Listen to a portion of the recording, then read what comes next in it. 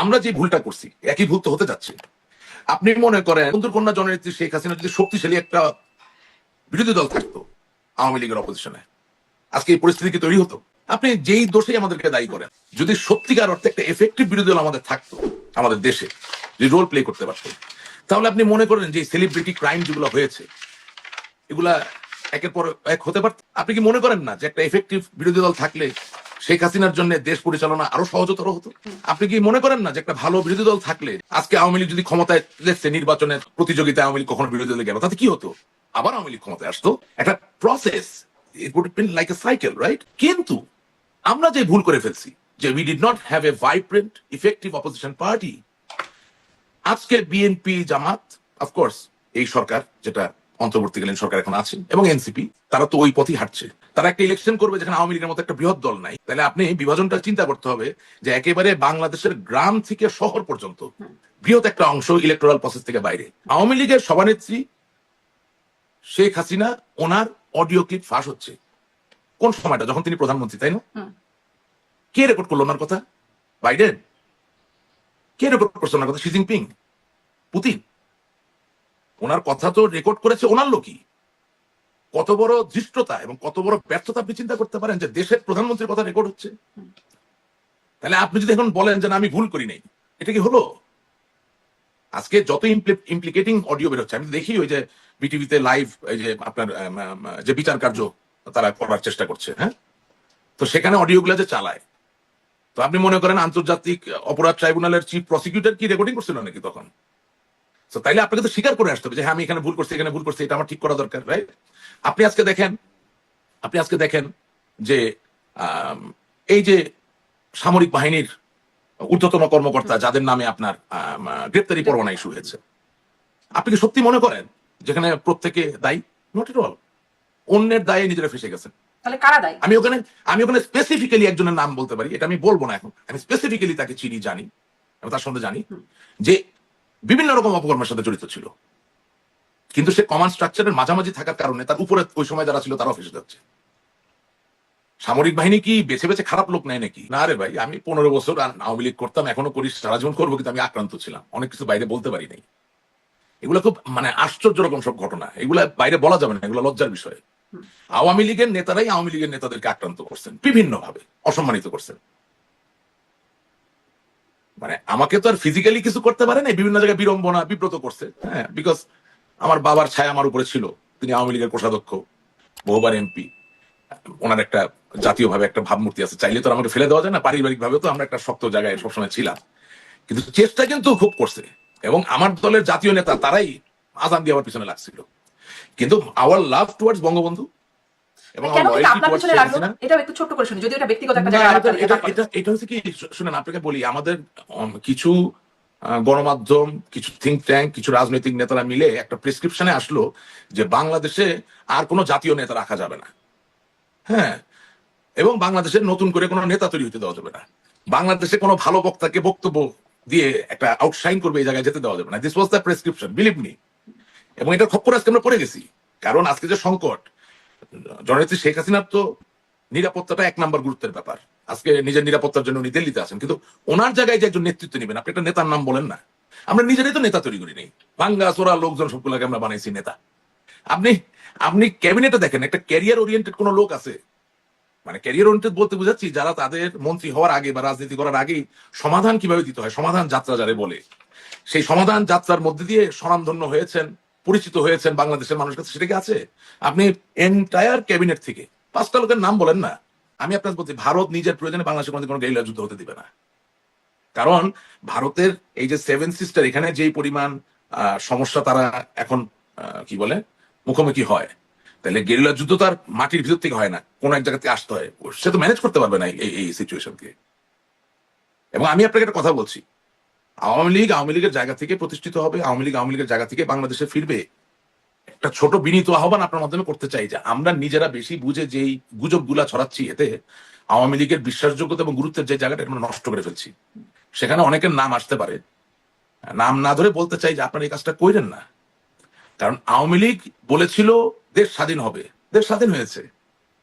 আওয়ামী লীগ বলেছিল হুসেন মোহাম্মদ এরশাদ বিতাড়িত হবে, বিতাড়িত হয়েছিল। আওয়ামী লীগ খুব শক্তিশালী একটা সত্তা, সুতরাং এই আওয়ামী লীগকে ব্যবহার করে একটা পর একটা গুজব দিবেন আর 2 দিন পর পর সেটা মিথ্যা আচ্ছা, প্রমাণিত সেটি হবে। গুজব। এই তাহলে কাজটা না আপনাদের করে আসলে এটি আপনারা জানেন কিনা? কারণ এই বিষয়ে স্পষ্ট উত্তর পাওয়া যাচ্ছে না যে আপনাদের প্রক্রিয়াটা কি হবে। কারণ আপনাদের যে পরিস্থিতি দেখা যাচ্ছে, কারণে অকারণে বা যৌক্তিক অযৌক্তিক কিসের ভুয়া প্রক্রিয়া? মামলায় গ্রেপ্তার হয়ে আছেন, আপনাদের নেতাকর্মীরা অনেকেই আছেন, রাস্তায় নামতে পারছেন না, মিছিল মিটিং আপনাদের বাধা আছে, আপনাদের কার্যক্রমই পুরোপুরি নিষিদ্ধ অবস্থায় আছে। তাহলে আপনারা আসলে কি প্রক্রিয়ায় দেশে ফেরার যে প্রক্রিয়ার কথা বলছেন? কি না প্রক্রিয়া? না না না না আমি আপনার অনুষ্ঠানের শুরুতে সমাধানটা বলেছি। এটার কোনো সহজ সমাধান নাই এবং আমি আজকে চাইলাম কালকে চলে গেলাম, ব্যাপারটা এরকম না। ব্যাপারটা একটু ব্যতিক্রম। আপনি চাইলে আমি একটা ব্যবস্থাপত্র আপনার অনুষ্ঠানের মধ্যে দিতে পারি। প্রথম কথা হচ্ছে, আমার পর্যবেক্ষণে আমি দেখতে পাচ্ছি যে আমাদের দলে নতুন প্রজন্মের ইনক্লুশন খুব বেশি প্রয়োজন। এটা বিরাট বড় একটা ঘাটতি রয়ে গেছে। আপনি লন্ডন, আমেরিকায় যে মুভমেন্ট গুলো দেখছেন, সেখানে হ্যাঁ, যাদেরকে আমরা সাধারণ ভাষায় ইয়াং বলি তারা আছে, কিন্তু সত্যিকার অর্থে যুবা তরুণ বলতে যা বোঝায় যে সদ্য যুবক হলেন, মানে রোমান্টিক যে বয়সটা, যে বয়সে মানুষ রক্ত দিতে পারে, যে বয়সে মানুষ অস্ত্রের সামনে দাঁড়াতে পারে, সেই প্রজন্মের মানুষের অভাব পরিষ্কার। সো আপনি গেরিলা যুদ্ধ করার আগে, আপনি ঘুমের ভিতরে যুদ্ধ করেন আর বিছানায় যুদ্ধ করেন আর গেরিলা যুদ্ধ করেন, যে যুদ্ধই করেন আগে তো সৈনিক তৈরি করতে হবে। তাহলে আওয়ামী লীগ তো ঠিক এক্স্যাক্টলি বিএনপি না বা জামাত না। আওয়ামী লীগের নিজস্ব একটা সেট অফ আদর্শ আছে, একটা ঘটনা প্রবাহে আওয়ামী লীগ বিশ্বাস করে। এই জিনিসটা ছড়ানোর কাজ এই যে বীর সেনানী যারা করছেন তাদের করতে হবে, সেটা একেবারেই বন্ধ। এখন অনেকে আছে জানি না কেন আওয়ামী লীগ করে। আরে ভাই, উন্নয়নের কথা চিন্তা করে তো আপনি আওয়ামী লীগ করে ফাইট করতে পারবেন না। উন্নয়ন দিয়ে তো ফাইট হয় না, আদর্শ দিয়ে ফাইট হয়। আদর্শটা কিসের, সেটা ট্রান্সমিট হচ্ছে না, এটা এক। 2 নম্বর, আমি আপনাকে দায়িত্ব নিয়ে বলতে চাই যে যে কোনো ফর্মে এখন যদি নির্বাচন হয়, তাহলে আমাদের পক্ষে খুব ভালো করা সম্ভব নয়। কেন? কারণ আমাদের বেশিরভাগ নেতাকর্মী জেলে আছে, পলাতক অবস্থায় আছে। একটা নির্বাচন করতে গেলে তো কর্মী লাগে, ভোট চাইবার শক্তি থাকা লাগে, ভোট কেন্দ্র রক্ষা করার শক্তি থাকা লাগে। আপনার কর্মী যদি ভোট কেন্দ্রে না থাকে, তাহলে ভোট কেন্দ্র রক্ষা করবে কে? সুতরাং আপনি মুখে হয়তো বা বলবেন যে আপনি নির্বাচন চান, কিন্তু মনে এই নির্বাচন করা ঠিক হবে না। কারণ ওদের যেই সাজানো নির্বাচন, সেটার গ্রহণযোগ্যতা আমি কেন দিব অংশগ্রহণ করে? কোনো কারণ নাই। এবং আমি আপনাকে বলতেছি যে স্বেচ্ছাচারিতার চরমে পৌঁছে যাবে যদি আমরা একটু ধৈর্য ধরতে পারি। এবং ওই যে প্রক্রিয়া জিজ্ঞেস করলেন, ওটাই হবে প্রাকৃতিক প্রক্রিয়া, মানুষই আমাদের ডেকে নিয়ে বাংলাদেশে ফেরত আনবে। কিন্তু আমাদের কেন জানি তর্স হইতেছে না, মানে আমরা ধৈর্য ধরতে পারতেছি না। আমরা শুধু কি যে করতেছি, কোনো সমন্বয় নাই, কিছু নাই। হ্যাঁ, একটা স্ট্রাকচার দ্বারা হয়নি। যখন যার, আমি সেনাবাহিনীর প্রধানের বললাম মির্জাফর, আরে কি বলে, এটা কি মানে কি সুস্থ আছে না কি? আপনি বলে দিলেন যে সেনাবাহিনী আমার সাথে প্রতারণা করেছে। How can you talk like that? আপনি একবার চিন্তা করলেন না যে একটা ট্রান্সপোর্ট প্লেন, সে সামরিক বাহিনীর প্রধানকে না জানায় বাংলাদেশের ভৌগোলিক সীমারেখা পার হইতে পারে নাকি? এগুলা কথা বলার কোনো মানে আছে? জি। আপনি 612 আপনি জনের অবশ্য তালিকা বলছিলেন যে আপনাদের যারা আসলে কোনো ক্যান্টনমেন্টে আশ্রয় নিয়েছিল, তারা কিভাবে আশ্রয় নিল যে সেনাবাহিনী আপনাকে একটু হলে আশ্রয় না দিত? How can you talk like that? This is ridiculous. মানে আমরা বলতে বলতে আসলে এমন একটা জায়গায় চলে যাই। আপনি দেখেন, আমি তো আমার আমার নিজেকে দিয়ে বলতে, আমার নামে অনেকগুলো মামলা, মিথ্যা মামলা। তো সেই মামলার বাদী কি সরকার নাকি? সব বিএনপির নেতারা আমার নামে মামলা দিছে। সরকার তো বাদী না। বাংলাদেশ আওয়ামী লীগের যত নেতা কর্মীর মামলা, আমি আপনার অনুষ্ঠান আমাদের বলতে 99% মামলা দিয়েছে আমাদের বিরোধী পক্ষ। তো আপনি এটাকে হ্যান্ডেল করবেন কিভাবে? আপনি কি আদালতে জামিন চাওয়ার সময় বলবেন যে ডক্টর আসিম নজরুল এই মামলা দিছে? পারবেন বলতে? হচ্ছে না তো, থিওরিটিক্যালি হচ্ছে না। আপনি কি বলতে পারবেন যে প্রফেসর ইউনূস আপনার নামে মামলা দিছে? হচ্ছে না তো। তার মানে কি, যে আপনাকে নিরেট অনস্বীকার্য সত্যকে আলিঙ্গন করে এটা মোকাবেলা করতে হবে। আপনি তো সেটা করতে পারছেন না, করছেনও না। কারণ there is no one to guide. এটা তো একটা বড় ক্রাইসিস। শুনেন, আমার মানুষ যে যত গালি গালাজ যাই কিছু করুক, দিনের শেষে আমি বুঝি যে ভারসাম্যের কোনো বিকল্প নাই, এবং বাংলাদেশে আওয়ামী লীগের কোনো ওই ভারসাম্যের জায়গা থেকে আমি বিকল্প নাই। একদমই শেষ করবো। সুতরাং সম্প্রতি শেখ আমাদের একটা হাসিনার একটা নেতৃত্বের বক্তব্য বিশাল শোনা যাচ্ছে যে মানে আওয়ামী লীগ ছাড়া বিএনপির অস্তিত্ব থাকবে না। তিনি এরকম একটা বক্তব্য, একটা ভিডিও মানে একটা অডিও ক্লিপের মাধ্যমে একটা বক্তব্য শোনা যাচ্ছে। যাই হোক, আমি একদম শেষ প্রশ্ন, শেষ বক্তব্যে আসছি। তারেক রহমানের যে সম্প্রতি বিবিসিতে দেওয়া সাক্ষাৎকার, সেটি বা ফাইন্যান্সিয়াল টাইমসের পরে তিনি কথা বলেছেন, ফিনান্সিয়াল এক্সপ্রেসে, সেখানেও তিনি আসলে মানে যে কথাগুলো সেগুলো নিয়ে নানান আলোচনা হয়েছে। দেশের মধ্যে বেশ প্রশংসাই কুড়াচ্ছেন অন্তত পক্ষে। কিন্তু দেখলাম আওয়ামী লীগের অফিসিয়াল ফেসবুকে বিবৃতি দিয়ে একটা প্রেস বিবৃতি দেওয়া হয়েছে, সেখানে তার সমালোচনা করা হচ্ছে। খুব ছোট্ট করে আপনার এখানে মন্তব্য জানতে চাই, যদি আওয়ামী লীগের সেই সুনির্দিষ্ট সমালোচনা পাইনি আমি। কি সমালোচনা করলো বলেন? কি সমালোচনা করলো? মানে আপনি কি সমালোচনা কিছু পাচ্ছেন না? না না না, আমি আমি তো পাচ্ছি অনেক কিছু। আমি আপনাকে জিজ্ঞাসা করছি কি সমালোচনা করলো। আমি করছি কেন, এটা কারণ আছে তো। কারণটা হচ্ছে যে তারেক জিয়ার ইন্টারভিউটা তো আমি দেখেছি। সে তার মার কথা বলেছেন, এটা তো স্বীকার করতে হবে। ট্রিটমেন্টটা কি ঠিক হয়েছিল, মানে ওনার সাথে ব্যবহারটা কি খুব সঠিক ছিল কিনা। শিওর ওনাকে অভিযুক্ত করা যায়, আমার নেত্রীর উপর 21 আগস্ট গ্রেনেড হামলা হয়েছে, কিন্তু আমাদের প্রশ্ন হচ্ছে যে আমরা যখন উপরের দিকে থাকবো তখন কি আমরা একই রকম ব্যবহার করবো নাকি অন্যের থেকে উত্তম ব্যবহার করবো? এই প্রশ্নে যদি আপনি আসেন, দেখেন আমাদের এখানে রাজনৈতিক একটা লস হয়েছে। আমি আপনাকে বলি কিভাবে। ঢাকা ক্যান্টনমেন্টের মাইনুল রোডের যে বাসা, সেটা যদি অবৈধ হয়ে থাকে, সেটা না ভেঙে থাকা যেত কিনা, এটা একটা প্রশ্ন। আর যদি আপনি ভাঙেন, তাহলে আপনি বিডিআর বিদ্রোহে নিহত যারা শহীদ, তাদের বাসাটা ওখানে বানালেন কেন? তাহলে কেউ যদি ভাবে যেটা নিছক একটা রাজনীতির পদক্ষেপ ছিল বা চাল ছিল, খুব তো আপনি দায়ী করতে পারবেন না। We shouldn't have done that. আমার দেশের একজন শহীদ, তিনি বিডিআর বিজয়ে মৃত্যুবরণ করেছেন। তার পরিবারকে আমি পুনর্বাসিত করার জন্য 55,598 বর্গ মাইলের এই দেশে আর কোনো কি জায়গা খুঁজে পেলাম না? আমাকে কি মানে ওখানেই করতে হবে এটা? So, আমাদের অনেকগুলো পদক্ষেপ হ্যাজ বিকাম উইপেনাইজড। উইপেনাইজড এর বাংলা আমি জানি না, মানে আপনার চিন্তা কি ছিল আমি জানি না, বাট মানুষ এখন প্রশ্ন তুলতে পারে এই তো উনি তো কি খারাপ কি এখন, মানে আপনি যদি একদম সাধারণ জায়গা থেকে চিন্তা করেন, ধরেন আমি যে বাড়িতে বড় হয়েছি, বাসাটা বৈধ না অবৈধ সেটা তো আমি বিচার করবো না, আমি চিন্তা করবো আমার শৈশবের স্মৃতি। তো ওই জায়গাতে আমার শৈশবের স্মৃতিকে জেল দেওয়ার তো কোনো সুযোগ নাই, ফাঁসি দেওয়ার তো কোনো সুযোগ নাই। এটা তো একেবারেই নিষ্পাপ জায়গা, তাই না? আমি বড় হয়েছি, আমি পড়ালেখা করেছি, আমার বাবা এখানে ছিল। এখন এটা কি বৈধ না অবৈধ সেটা তো অন্য হিসাব, কিন্তু আমাকেও তো মাঝে মাঝে বিচারের থেকেও ঊর্ধ্বে উঠতে হয়। আমরা সেটা উঠতে পারি নাই। আমরা যে সিদ্ধান্ত নিচ্ছি এটা সঠিক হয়নি। আওয়ামী লীগের অনেক মানে আমার ধরেন একজন কাজিন আছে, আওয়ামী লীগের এমপি ছিল, এইবার নিজেরা খেলি এই নির্বাচনে সে হেরে গেছে আমার মতোই। হ্যাঁ, খুব ডেডিকেটেড ছাত্রলীগের নেতা ছিল, আওয়ামী লীগের ছিল। সে আমার কাজিন, আমার কত ভাই, সেও এমপি ছিল। হ্যাঁ, তো ওই যে বললাম যে নিজেরা খেলি, এই খেলায় উনি হেরে গেছেন। হ্যাঁ, তো সে মনে করে যে আমার এই মতামত সঠিক নয়।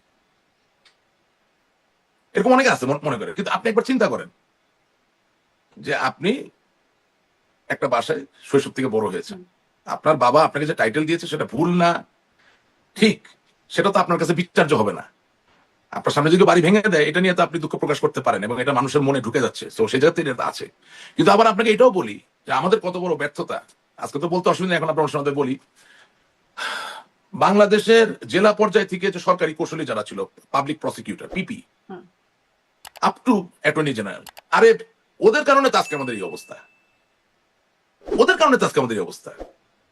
আপনি মামলা নিচ্ছেন, চার্জ গঠন হচ্ছে, আপনি বিচার শেষ করেন না। আরে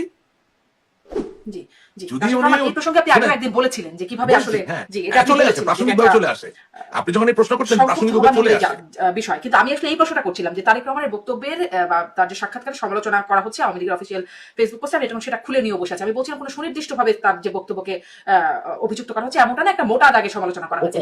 আপনি কি সমালোচনা করবার মতো কিছু দেখেন নাকি প্রশংসা করবার মতো দেখেন? না, ওনার বক্তব্য শুনে যেটা আমি বুঝলাম, আমার অন্তরের উপলব্ধি হচ্ছে যে মাইর খাওয়া এখনো আমাদের বাকি আছে। আমি একদম আপনাকে খুব স্ট্রেট ফরওয়ার্ড ভাবে কথা বলে দিলাম। ওনার বক্তব্য শুনে আমি যা অনুধাবন করলাম সেটা হচ্ছে আমাদের মাইর খাওয়া এখনো বাকি আছে।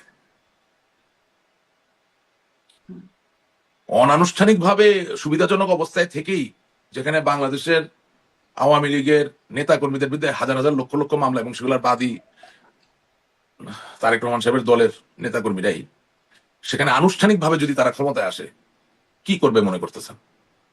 সুতরাং মাইর খাওয়া এখনো বাকি আছে।